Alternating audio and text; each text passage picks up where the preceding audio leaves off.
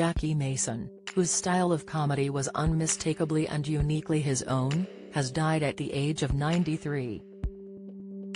The Borscht Belt comedian passed away at a Manhattan, New York City hospital, as confirmed by his longtime friend, lawyer Raoul Felder, to the New York Times. In the tradition of Don Rickles and Rodney Dangerfield, Mason's biting and acerbic brand of comedy was also undeniably Jewish, helping him to establish himself as a cultural touchstone for those that would follow, including Larry David and Jerry Seinfeld. Mason was born in 1928 in Sheboygan, Wisconsin, as Yaakov Moshe Maza to immigrant parents from Belarus. In the early 1930s, Jackie's family moved to the Lower East Side of Manhattan, which at the time was a thriving neighborhood for Jewish transplants from Europe. The comedian's father, along with practically every other male relative to come before him, had been ordained as a rabbi, and Jackie was destined to follow in their footsteps.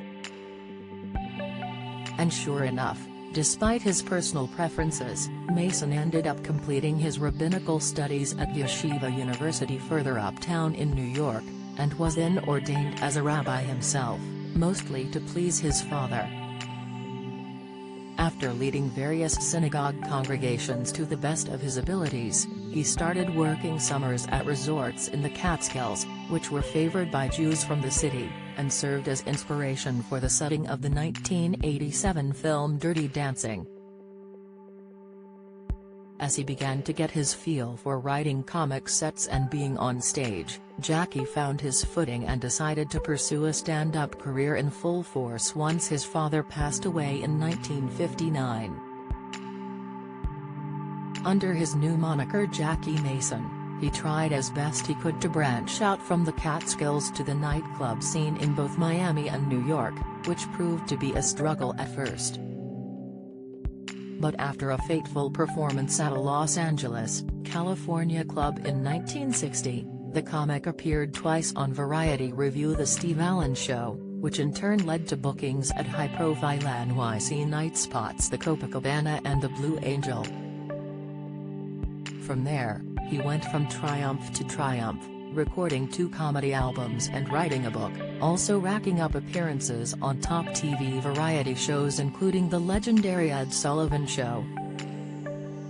Then, after a terrible misunderstanding in 1964 between Sullivan and Mason involving a perceived obscene middle finger gesture, Jackie's career hit a major slump. It would take him many years to find his momentum once again, with his comeback punctuated by well-received performances in 1979's Steve Martin film The Jerk, and Mel Brooks's History of the World, Part 1 2 years later. Finally, in 1986, Jackie hit his stride once again, bringing his first of many one-man comic shows The World According to Me, to the Broadway stage. The hit show ran for 2 years, and earned him a special Tony Award in 1987, followed by an Emmy for writing when HBO aired a version of the show. From there, the legendary comedian put close to a dozen other one-man shows on Broadway, with the last being The Ultimate Jew in 2008. He also clinched a second Primetime Emmy Award, for Outstanding Voice-Over Performance, for playing Rabbi Krastofsky in an early episode of The Simpsons in 1992. Mason is survived by his wife of 30 years, and one-time manager, Jill Rosenfeld, along with a daughter, Sheba Mason, from a previous relationship.